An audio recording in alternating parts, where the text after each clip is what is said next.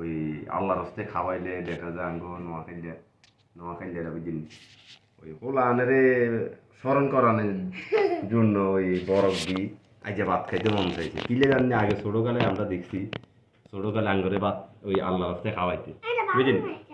তো এইটালে এমন পোলাহানরে আইয়া কই মনে হয়েছে কই আজ ভাত খাই ইয়া বরফ দিই তো পোলাহানেদের ঐতিহ্য খেয়াল থাকে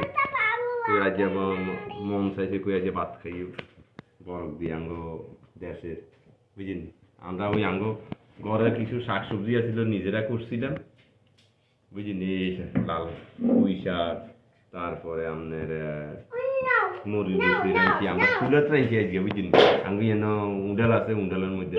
চুলার দিই তারপরে মন করে বললাম আলিফ খাইদারলে মন চায় বাবা আজ আন্নারা দেন ওই ছোটকালে খাওয়াইতেন বুঝিনি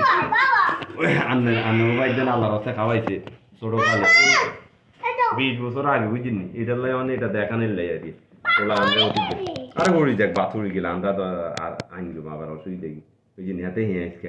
কি যা আলাই বুঝিনি আবার আমরা মনে করি না আমরা গরিব বুঝিনি আমরা গরিব না আলাই দিন আমরা মোটামুটি আসি বেলা বুঝিনি তো আমরা এরকম মাঝে মধ্যে খাইতে আঙ্গ ভালো লাগে এটার লাই তো আর কি মায় ভালো তাই আল্লাহ হাফেজ সালাম আলাইকুম